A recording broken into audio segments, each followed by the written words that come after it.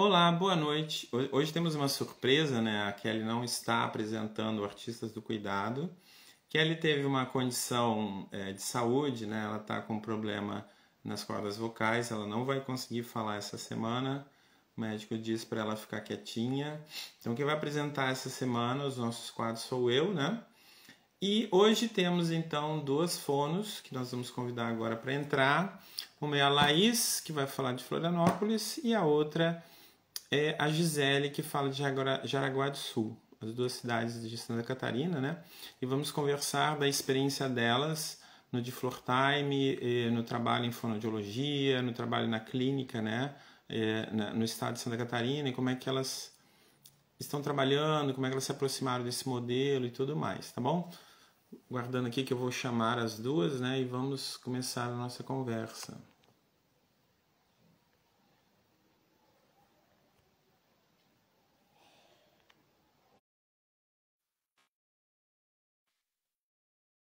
Olá, Laís.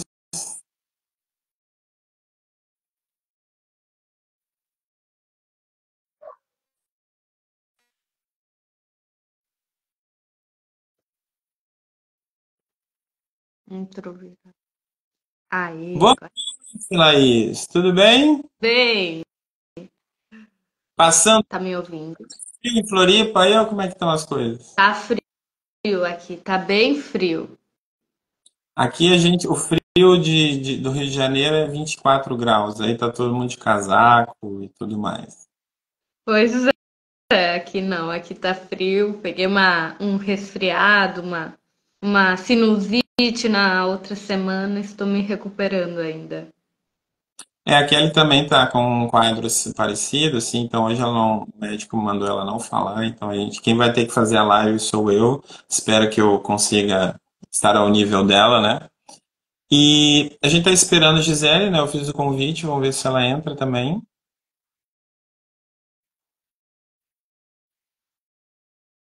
Estou chamando aqui.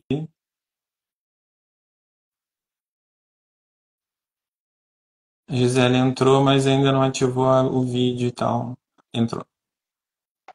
Ai, meu Deus. Ai, meu Deus, foi ótimo, Gisele. Ai, Isso. olá, Olá, tudo bem? Gisele. Você estava comentando do clima aí no sul, como é que tá frio aí.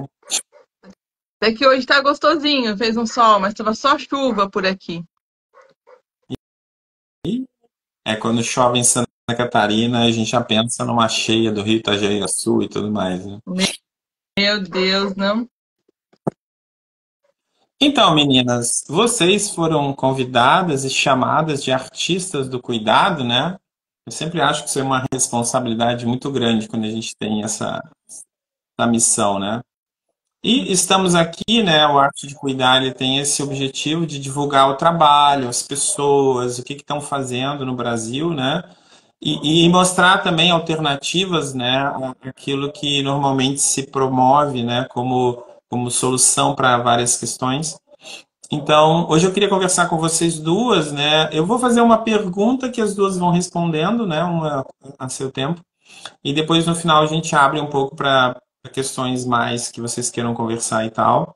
É, e a primeira pergunta é assim, como é que vocês chegaram ao modelo de DIR for Time? Gi, quer começar?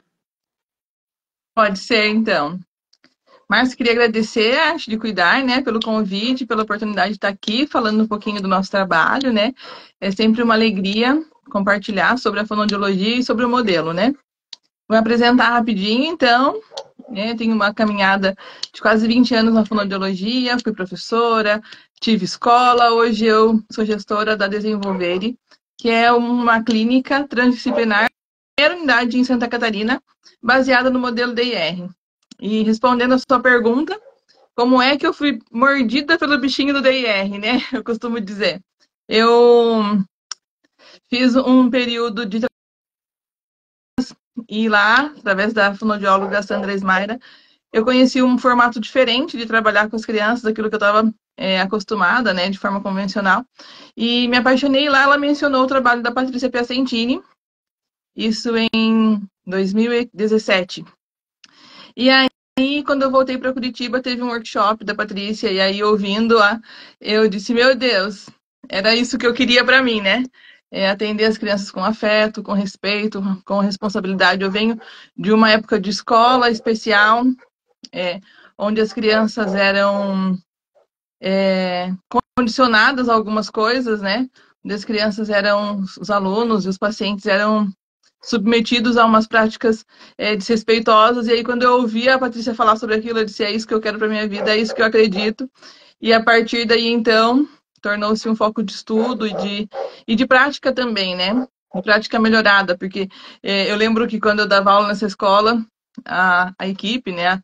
A equipe técnica dizia assim, Gisele do céu, é muito, muito carinho com a criançada, né? Porque a gente já lidava com uma forma afetuosa e não aceitava, na verdade, aquela abordagem desrespeitosa, né?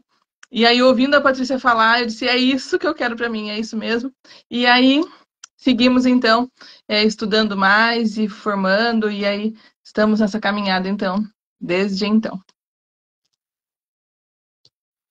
Bem, e eu então? Boa noite, pessoal. Boa noite a quem está assistindo, quem vai assistir. Meu nome é Laís, eu sou fonoaudióloga também aqui em Santa Catarina, em Florianópolis.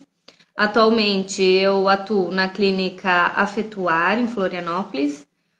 Fui docente no curso de fonoaudiologia da Federal de Santa Catarina por um bom tempo, docente em cursos de pós-graduação, ainda atuo como docente em cursos online e em cursos de pós-graduação. E a minha caminhada no modelo DIR, Floor Time, se deu da seguinte forma. Eu engatei aí o mestrado, o doutorado, o pós-graduação há 10, 11 anos atrás. E, e nesse percurso eu trabalhava clínica e pesquisa, né? Clínica, pesquisa, atuando junto né, desses estudos dessa parte teórica. Mas chegou um momento da pandemia, eu fui atuar com crianças, mais especificamente com crianças, porque até então eu atuava mais com adultos.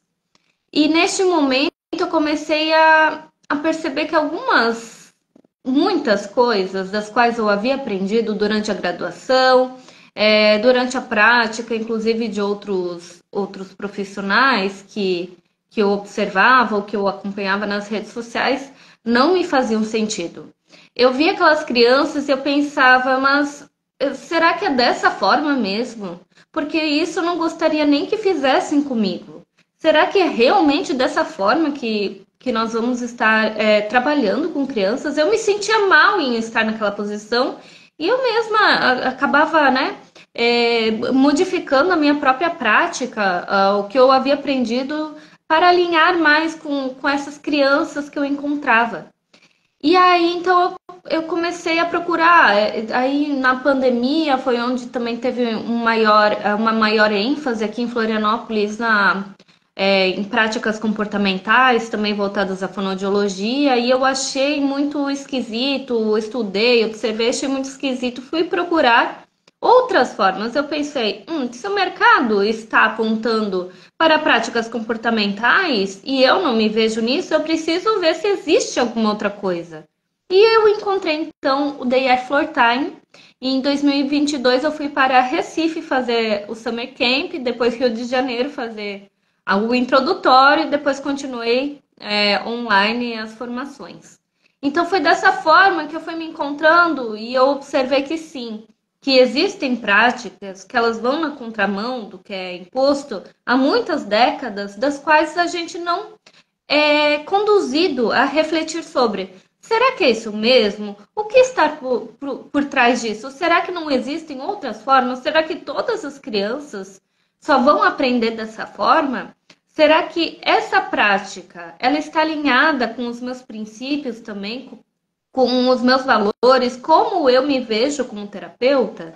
Como eu consigo trabalhar? Eu acho que foram questionamentos que foram assim delineando esse caminho e me conduzindo para práticas desenvolvimentistas que se alinham, né, ao Day at Floor Time e a outras abordagens mais desenvolvimentistas. Então, meninas, eu vejo muito que existe esse contraponto, né? Como é que eu vou escolher uma linha de trabalho como terapeuta, né? Eu até na quinta-feira, no Arte de Pensar, eu estava discutindo isso. A filosofia que está por trás de um método é alinhada ao que eu penso, ou como eu gostaria de ser tratado, ou gostaria que tratassem o meu filho. Eu acho que isso são sempre questões que você vai levantar para se questionar. Agora, se o objetivo é, eu estou apto a atender o mercado, às vezes você tem que ampliar o mercado, às vezes você tem que dar alternativas para o mercado, porque eu vejo que muitas famílias fazem um determinado tipo de tratamento porque não sabem de outras alternativas, nunca vivenciaram. E também, às vezes, tem umas campanhas difamatórias, né, de algumas metodologias, tipo, isso não funciona porque eles só brincam com a criança e tudo mais. E aí, isso é que me leva à segunda pergunta para vocês, que eu acho que isso é importante. Tecnicamente, o que o modelo DIR traz para o trabalho de fonoaudiologia para os autistas? Né? A gente só vai trabalhar engajamento, brincar, ou ali tem um aspecto que vai desenvolver especificamente capacidades comunicativas, de linguagem e possivelmente de fala, né? Que eu estou aí preparando o terreno para as fonos falarem, né, nesse aspecto. Tem alguma coisa no DIR específico que melhore muito esse aspecto ou não? Me digam aí, o que vocês acharam como fonos dentro do modelo? Eu vou dizer assim, né? É, não, não, eu não me vejo trabalhando linguagem sem pensar no modelo DIR, né? Então, as bases do modelo DIR, as capacidades emocionais funcionais, são base para uma comunicação, para um desenvolvimento de linguagem, né? Então, quando a gente pensa nas capacidades emocionais funcionais, no primeiro nível, né, atenção compartilhada, isso é básico para que eu desenvolva uma comunicação eficaz. Então, tem tudo a ver com a fonoaudiologia e eu acho que casa muito. E é sobre isso, né? Eu preciso conhecer minha criança, validar, entender o nível de desenvolvimento dela e atuar ali, para que ela vá avançando nos níveis de capacidades emocionais funcionais e sim ganhando autonomia comunicativa. Eu penso, complementando o que a Gi pontuou, a fonoaudiologia no Brasil, né, ela nasce dentro da educação. E ela nasce com um objetivo higienista, de higienizar formas de falar, higienizar formas de ser.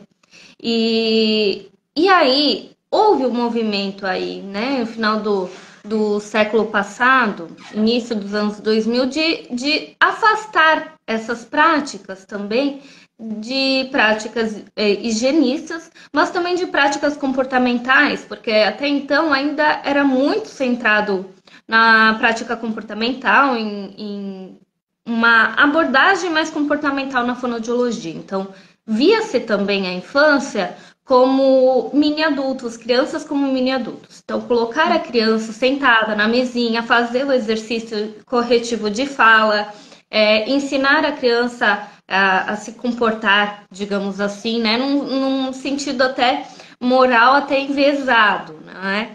E aí temos o que agora? Um alinhamento e uma proposta também neurodiversa na fonoaudiologia para olhar essa infância como ela deve ser olhada, né? Crianças que necessitam de mediação e não somente para crianças autistas, mas todas as crianças, crianças com desafios no neurodesenvolvimento ou não, ou com desafios considerados mais simples de fala, como um atraso fonológico, mas que todas necessitam o quê? De validação, de motivação, precisam de apoio, de mediação para o desenvolvimento. Essa criança apenas com dicas ou com condutas que se afastam de uma prática afetuosa dificultam ainda mais o desenvolvimento, a evolução dessas crianças. Então, com uma prática centrada no relacionamento, no afeto, numa condução lúdica, voltada para essa infância mesmo, para esse olhar cuidadoso para a infância e para a criança, nós temos um desenvolvimento que ele é mais assertivo e ele é como eu posso dizer, a criança, ela não somente aprende mais rápido, se desenvolve mais rápido, como aquilo traz mais significado para ela.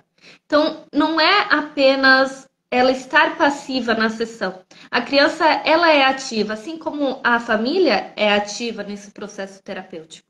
Então, quando pensamos no modelo DIR na fonoaudiologia, ainda é algo recente no Brasil, apesar de muitos outros terapeutas no estrangeiro trabalharem há mais tempo. No Brasil, eu considero ainda recente. Nós temos algumas profissionais fonoaudiólogas que trabalham há mais tempo, que foram fazer a formação internacional há mais tempo, mas eu acredito que agora, esse momento, nós estamos tendo um arcabouço maior de publicações, de terapeutas interessados, de familiares também fazendo esse movimento em prol da infância, observando que, sim, há abordagens, né? O modelo de Floor Time não é uma alternativa ABA, ele é uma outra abordagem, com trabalhos, com artigos, publicados, com um longo caminho aí de pesquisas na área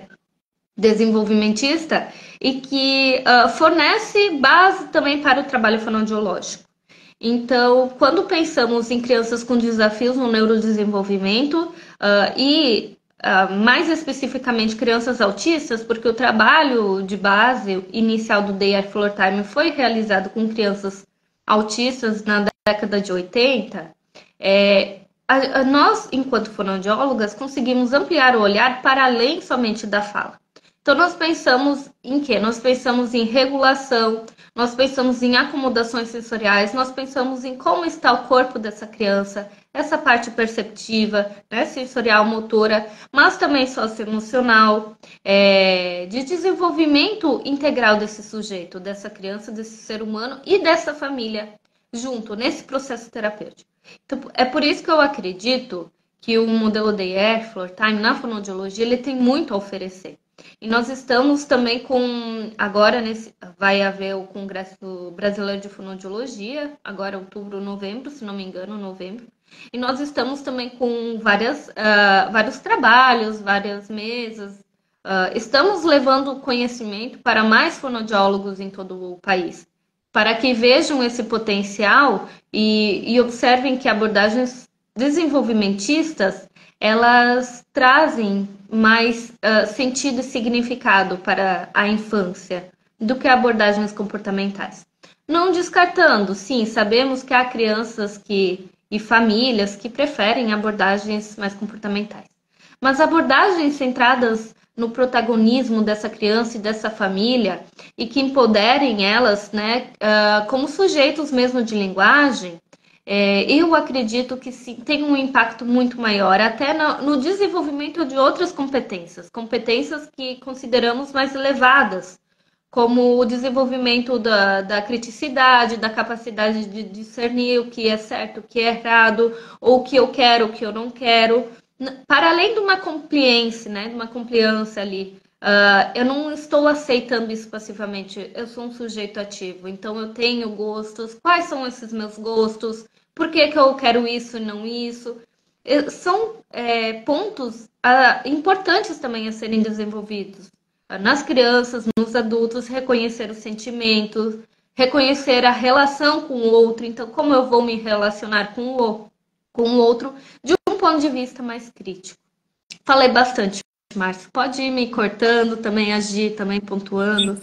De tese de doutorado, a conversa está num nível bom.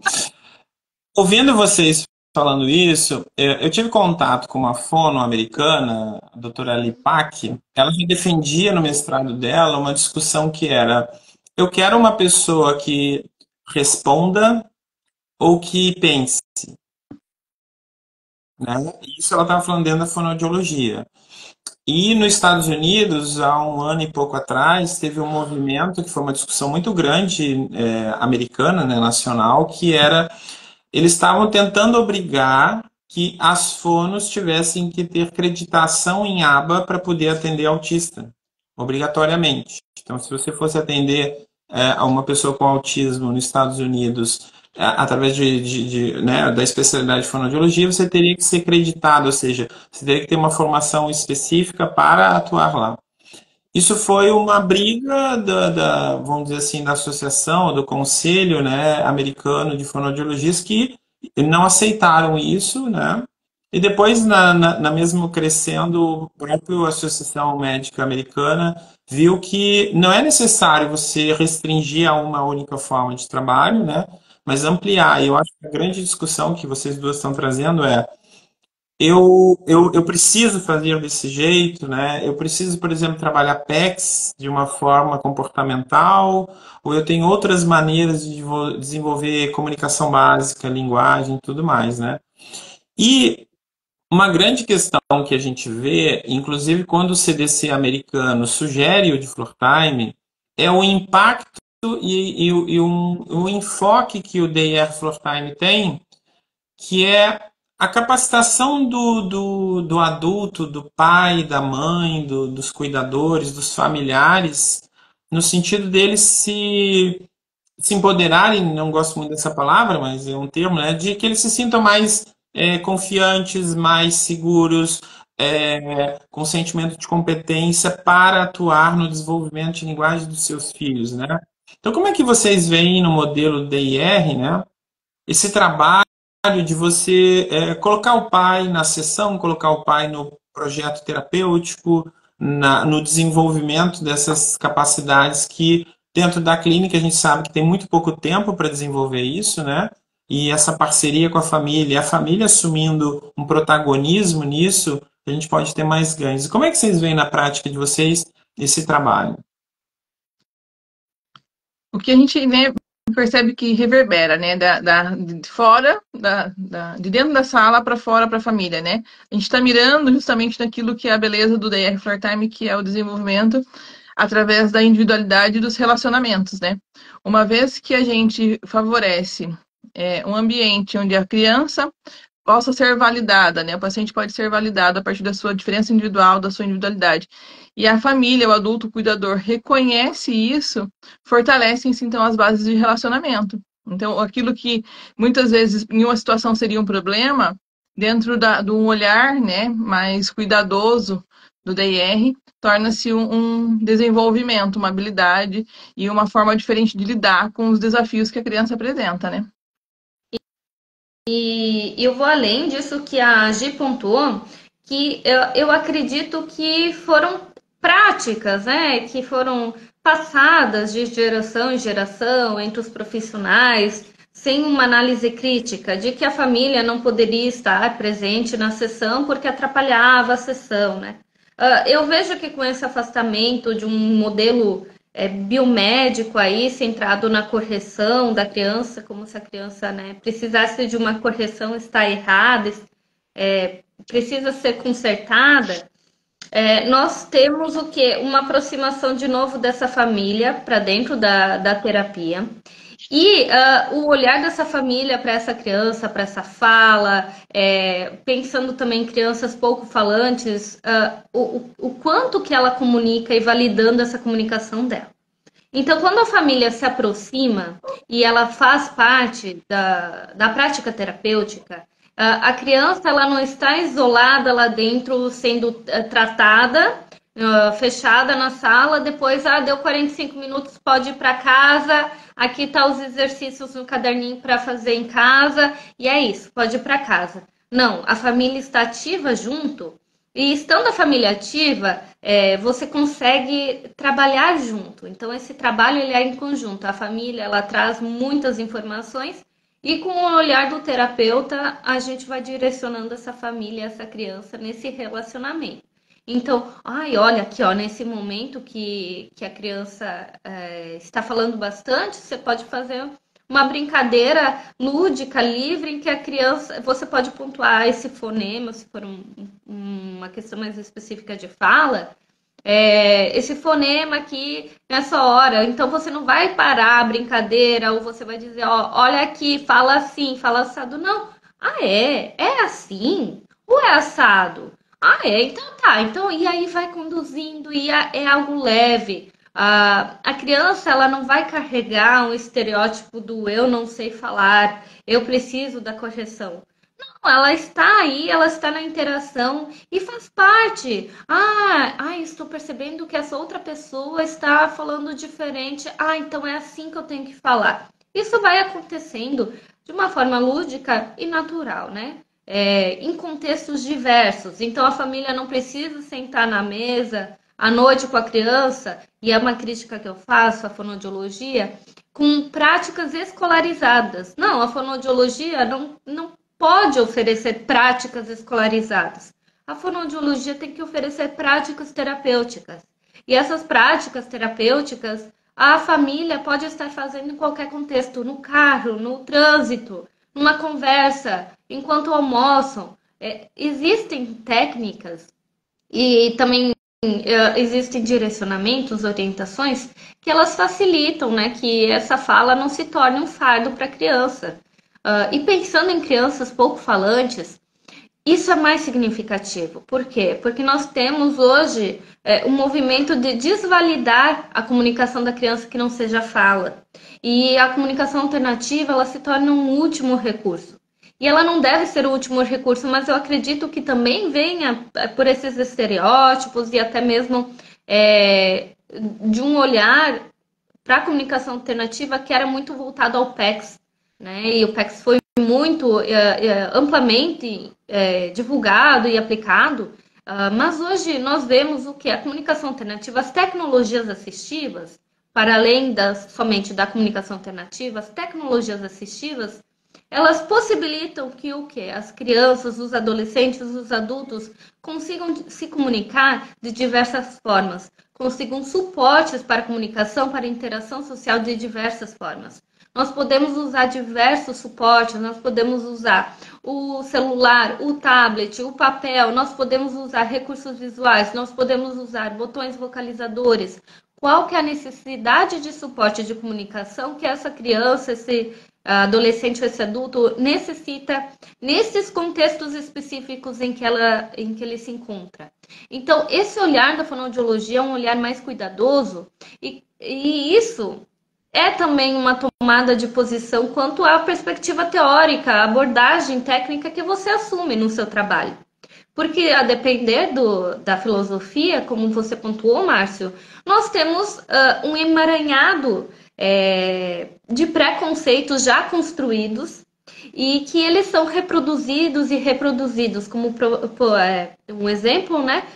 A comunicação alternativa é o último recurso. Não, ela não é o último recurso.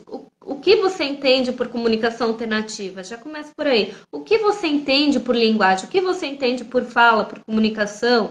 Então, quando passamos a discutir isso, em crianças também pouco falantes, que é hoje o grande, eu diria até um calcanhar de Aquiles na fonoaudiologia, porque nós temos muitos instrumentos para avaliação de linguagem de crianças falantes, mas crianças pouco falantes nós não temos.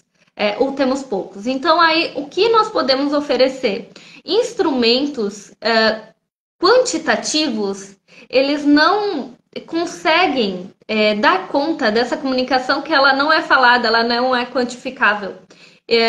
Então, como fazer uma avaliação multimodal, multissemiótica, com esses múltiplos sentidos que estão ao mesmo tempo aí acontecendo e com esse corpo dessa criança que comunica muito, com esses olhares que comunicam, com esse apontar e com essa voz, com esse...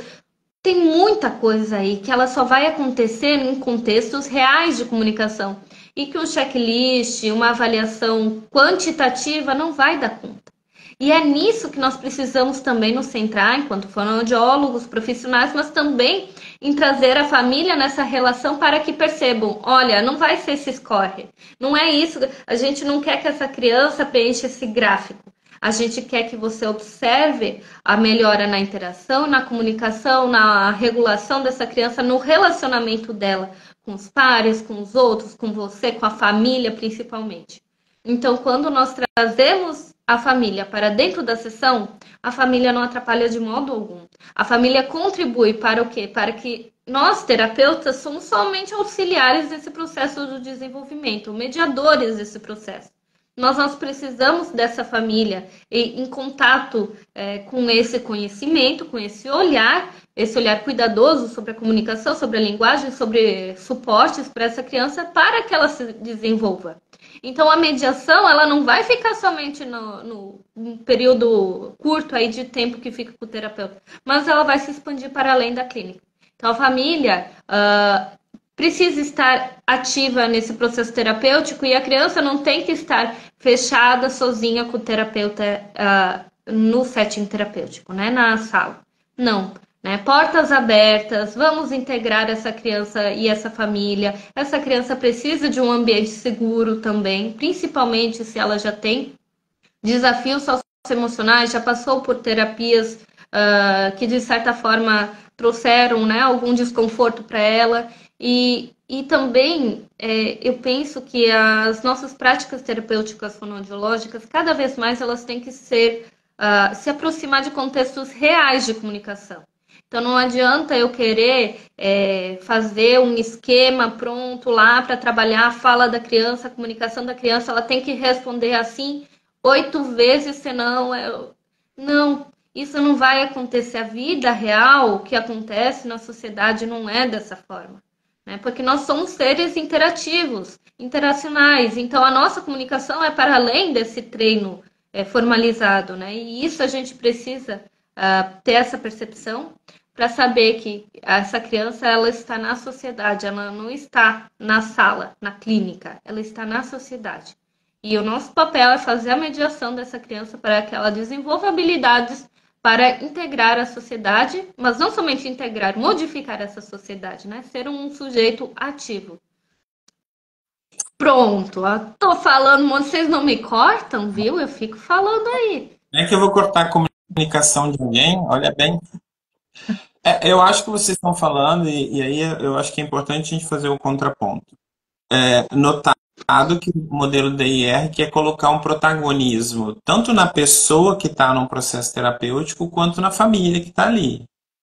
Outros modelos vão intensificar a ação do terapeuta. Então, eu vou botar 20, 40 horas de alguém interagindo e fazendo um treino ali com aquela pessoa. Só que eu vejo que desculpe a analogia, né? Eu acho que não é uma coisa tão precisa, mas eu acho que tem a ver isso que eu vou falar.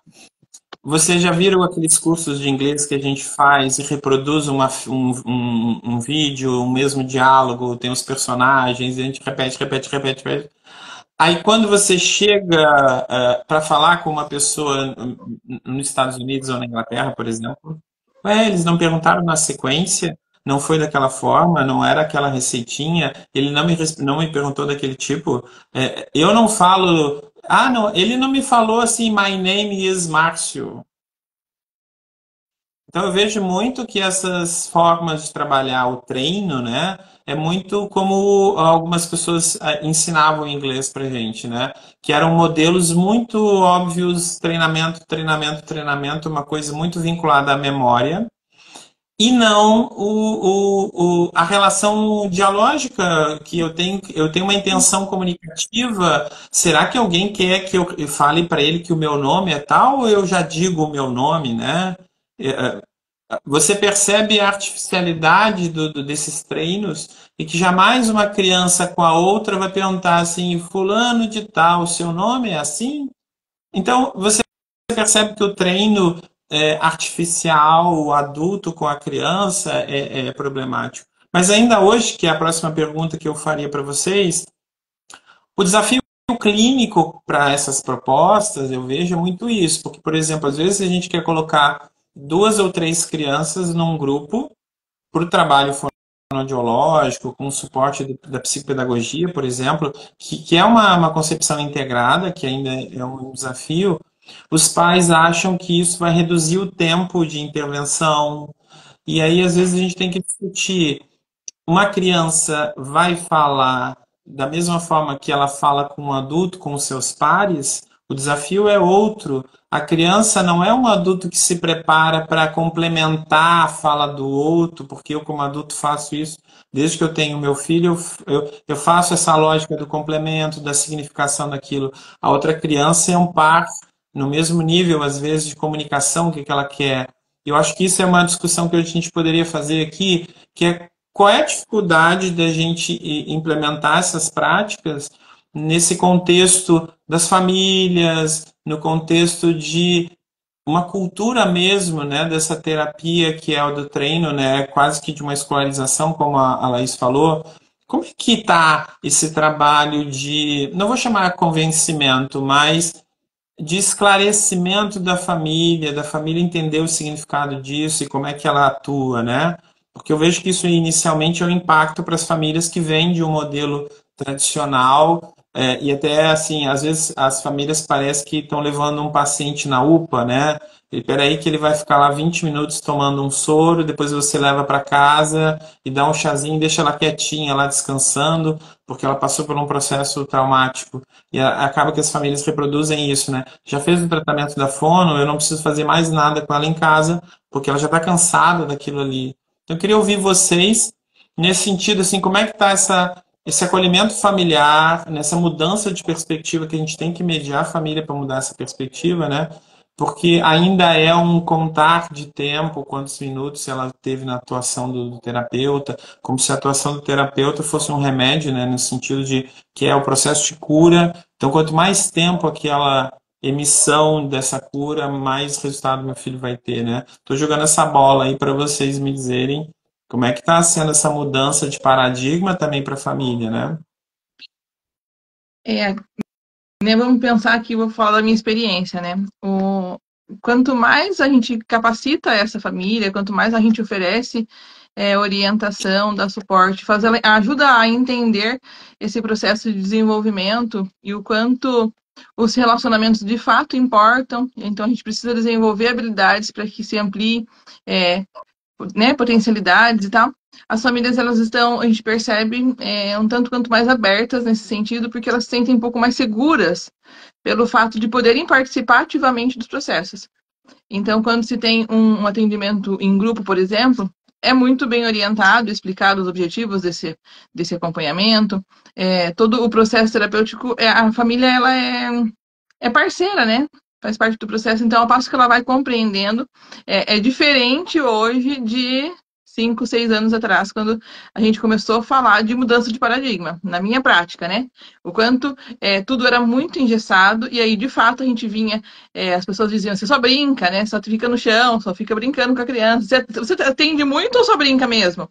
Né? Você é fonoaudióloga ou só brinca com a criança? Então, a gente ouvia muitas coisas. Hoje, não. Hoje, uma das coisas que eu convido a família é estudar comigo.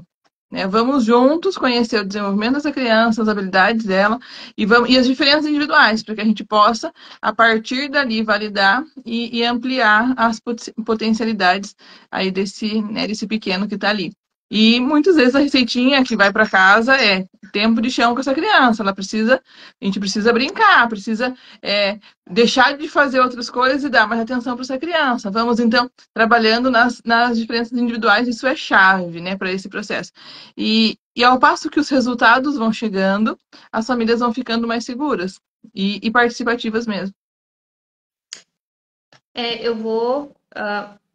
Eu pensei também em outra coisa, mas depois eu vou voltar para esse assunto, mas eu preciso muito falar isso.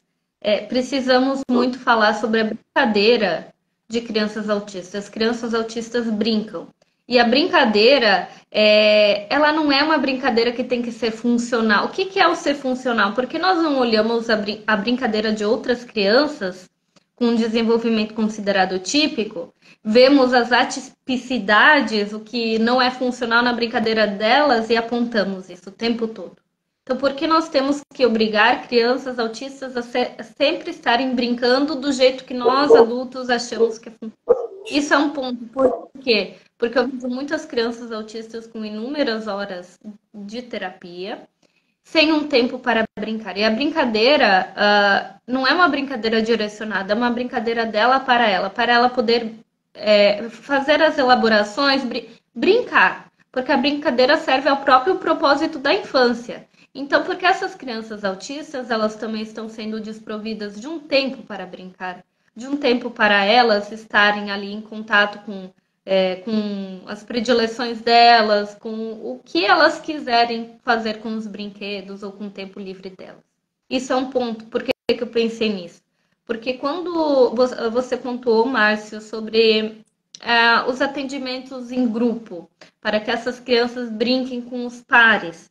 Bem, nós temos vários desafios ainda hoje, eu creio, observando a minha prática e de outros profissionais que eu vejo. A depender da clínica, uma clínica muito pequena, um consultório muito pequeno, como formar grupos e grupos terapêuticos, eles não são somente juntar crianças. Essas crianças, elas precisam estar alinhadas, elas precisam ter um perfil complementar, um perfil individual complementar, ou o mesmo perfil para que eu consiga fazer uma mediação nesse grupo terapêutico. Eu tenho objetivos terapêuticos que eles sejam condizentes. O que eu tenho visto muito hoje é um agrupamento de crianças sem um delineamento específico para aumentar as sessões e com a desculpa de que estamos interagindo com os pares. Ou para treinar habilidades sociais, e aí a brincadeira ela é direcionada, agora você vai cumprimentar o coleguinha, agora o coleguinha vai te cumprimentar, agora é a vez dele falar, agora é a sua vez de falar. Então não é isso, um grupo terapêutico não é isso, um grupo, e até mesmo o termo, né, treinar habilidades sociais, isso é muito pouco explorado, acredito eu, né? Precisamos falar mais sobre isso. As habilidades sociais, elas só vão acontecer em contextos reais de interação. Elas não vão acontecer em contextos restritos. Nós podemos treinar alguns desafios. Treinar é uma palavra até. Podemos fazer uma mediação de alguns desafios que ocorrem, conduzir essa criança para que ela seja ativa, para que ela vá percebendo nuances dessa comunicação, como esse outro se expressa, perceber esse outro na interação. Ele está desconfortável com isso, com esse toque que eu estou dando? Ah, não, ele quer um abraço nesse momento. O que eu faço? Então, conduzir a criança para que ela perceba esse outro na relação e não somente o foco fique nesse treino, né, de habilidades sociais que não estão sendo feitas em ambientes reais. Este é um ponto. O segundo ponto é considerar que, a depender dos grupos sociais que essa criança se insere, então, por exemplo, na escola é um grupo, talvez depois ela vá para o parque, é outro grupo de crianças. A depender de onde ela circula, essas relações elas são mutáveis. Então, essas crianças elas vão ter perfis diferentes, esses adultos que estão nessa mediação vão ter perfis diferentes. E o que eu, enquanto terapeuta, posso construir com essa família? Para que essa família esteja... o perfil do meu filho é esse, né? O meu filho, essas são as predileções, essa é a melhor forma com que eu consigo fazer a mediação dele, ou orientar os outros adultos que estão ali na relação para fazer mediação, ou mesmo conversar com outras crianças sobre como eu posso ajudar, dar suportes para que ele se integre. Mas, quando as crianças elas são mais livres nessa relação com o outro, eu vejo que elas conseguem também criar estratégias entre si, elas conseguem brincar, elas conseguem perceber o outro muito mais, às vezes, do que os próprios adultos que estão, às vezes, né, na relação. Então, o terapeuta, nós temos essas questões, né? Clínicas pequenas ou clínicas maiores que integram jogam todas as crianças sem um delineamento específico do que seria um grupo terapêutico. Mas também nós temos que olhar quais são esses grupos de atividades humanas que essa criança está inserida em contextos reais na sociedade. Então, a partir disso, eu posso delinear, enquanto terapeuta, com a família, com os outros sujeitos aí, o que eu posso estar fazendo? Quais suportes ela precisa? Então ela precisa de cartões de comunicação nesse momento? Carregar um tablet de comunicação nesse momento é um entrave na comunicação? Opa, então nós precisamos pensar outras formas para que ela consiga ampliar essa comunicação dela nesses contextos. Ou eu posso potencializar a comunicação dita não verbal, ou seja, os gestos, as expressões do corpo, os significados que ela dá, usar esse corpo dela para significar quando ela não consegue significar de outra forma, ela não consegue apontar, ela não quer estar usando o comunicador dela. Acho que são várias nuances que o fonoaudiólogo ele precisa estar atento, e isso só acontece se nós ampliarmos justamente sobre a avaliação, a infância, as relações humanas, os contextos de comunicação, a linguagem, mas também sobre a própria prática terapêutica, né? Como se disse, não fica centrado em um treino na sala. A não ser que eu também torne a escola um ambiente controlado de relações em que a criança só vai se comunicar dessa forma, fazer dessa forma. E não é esse ser humano que nós pensamos, não é? Que nós idealizamos. Que ser humano nós estamos querendo que se desenvolva ali? Um ser humano que somente segue regras, que segue comandos, ou um ser humano que ele consegue se posicionar, ele consegue se relacionar com outro de diversas formas, independente dos grupos em que ele está, que ele consegue perceber, opa, esses outros sujeitos aqui estão na relação comigo, eu estou ampliando as minhas formas de comunicação de diversas formas, e eu mesma depois poderei dizer para os outros, essa estratégia aqui é melhor para mim, porque eu me reconheço enquanto sujeito. Bem, nós temos esses desafios. Eu acredito que continuarão sendo desafios, porque nós estamos agora olhando para o autismo sob uma ótica neurodivergente, e isso ainda há muita coisa a ser desconstruída, e se a própria infância, né, há muitos preconceitos já construídos, e que agora a gente, não, a criança não é um mini adulto, não, a criança não vai conseguir conter o seu impulso aos 3 anos de idade. Não, nós temos um cérebro em desenvolvimento, nós temos um sujeito que depende de relacionamentos, depende de mediação para se desenvolver. Então, eu acho que é um caminho longo ainda a ser construído. Penso que nós temos muito ainda a construir, muito a dialogar, e é somente em espaços assim de trocas que nós vamos conseguir com que outras pessoas, para além, né, que eu digo, nós estamos numa bolha, nós precisamos chegar a outras pessoas para que também percebam esses pormenores, mas que fazem muita diferença. Laís e Gi, eu até queria colocar algumas coisas. Quando falam do brincar, parece que foi uma coisa que começou agora, nos anos 2000, 2020, né? E aí eu acho que falta um pouco de informação, às vezes, para as famílias, até para os terapeutas. Vygotsky, por exemplo, que era um psicólogo russo, já discutia o papel do brincar no desenvolvimento de linguagem do pensamento humano na década de 20. E até hoje ele é trabalhado, né? Essa questão do potencial humano e tudo mais, né? Ele falava de desenvolvimento proximal. Mas eu acho que é importante a gente ver que a gente está falando hoje é uma recuperação de uma ideia e de uma forma de trabalhar. Há muito tempo atrás já era trabalhado. Eu me lembro de trabalhos baseados nos conceitos de Vygotsky, onde eles trabalhavam, por exemplo, a comunicação falada com pessoas surdas e cegas. E que pessoas fizeram universidade e tudo mais, né? Tem um vídeo da BBC de Londres que é As Borboletas de Zagorski, quem quiser acessar isso na internet vai conseguir, que fala justamente disso, né? De como é que foi esse trabalho de suporte. Mas falando dos grupos terapêuticos, Laís, você falou uma coisa que foi interessante. Hoje eu trabalho com grupos e o brincar dos meus, que são maiores, né? É o videogame. Então eu jogo videogame com eles. Não como vamos treinar uma habilidade, mas a gente está jogando videogame e aí gera uma necessidade comunicativa.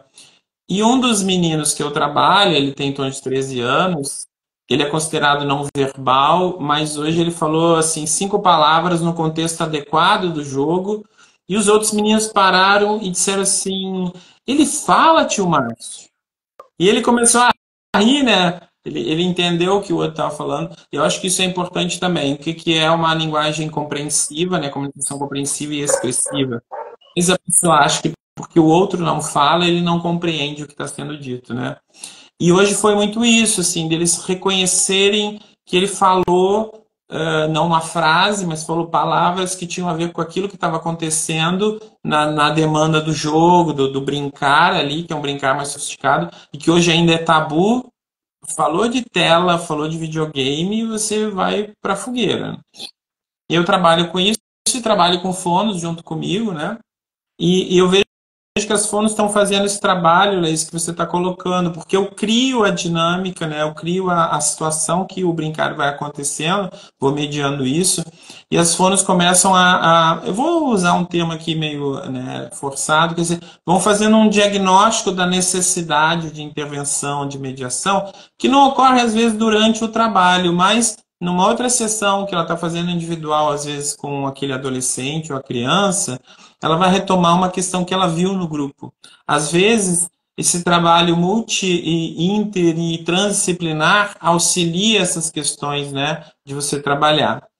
A gente já está com 50 minutos, então eu queria encaminhar por um agradecimento a vocês, deixar que vocês falem aí, façam um finalzinho, né, uma finalização, porque como diz a Kelly, daqui a pouco derrubam a gente, né, no Instagram. Queria já de agradecer muito a vocês. Acho que a gente tem que retomar essas nossas falas, né, e um trabalho de aprofundar isso, de construir materiais também que possam fazer essa informação que a gente falou tanto aqui, que tanto profissionais quanto pais não têm. E às vezes o recurso da internet pode trazer essa aproximação, né? Porque hoje é muito difícil você entrar num modelo mais presencial e tudo. Eu acho que é importante a gente construir junto esse modelo informativo e de construção de um conhecimento, de uma segurança para isso tudo, né? Então, eu vou abrir aqui para vocês alguns minutos para vocês fazerem uma conclusão e despedirem. Vocês trouxeram muitas pessoas para assistir, então acho que vocês têm um público aí que é interessante vocês darem um tchauzinho, né? E já agradecendo e já dizendo que possivelmente em novembro a gente vai fazer uma visita presencial aí para vocês, né, na cidade de cada uma, tá bom? Obrigado. Obrigada a você também. Márcia, a gente está esperando, sim, vocês aqui de novo, né, em Jaraguá e em Floripa. Vamos planejar algumas coisas, né, algum momento de estudo, aprendizagem aí com vocês também, que tem muito a somar para a gente. Pensando nessa situação, né, de divulgar o modelo, de capacitar pessoas, de formar, né, a nossa equipe aqui, né, as famílias, a gente lançou, né, Laís, a jornada do Floor Time. Foi um sucesso, assim, a primeira edição. A gente teve profissionais de diferentes áreas, fonoaudiólogos, né, pedagogos. A gente teve algumas famílias e a gente vai repetir isso, né? E aí tem outros projetos também em favor do modelo DR acontecendo aí no forninho, né, Laís? E vão surgir novas possibilidades, porque de fato é isso, né? A gente precisa pensar e olhar para esse desenvolvimento a partir das diferenças individuais e cada vez mais fortalecer o desenvolvimento de forma natural, né? É isso. Também queria agradecer de novo, né, o convite por estar aqui. Agradecer a Laís, que eu estava com saudade de fazer uma live com a Laís. Obrigada, sempre compartilha, sempre aprendo bastante, uma troca maravilhosa. Contigo também, Márcio, um abração para a Kelly, tá? E obrigada a todo mundo que está aqui.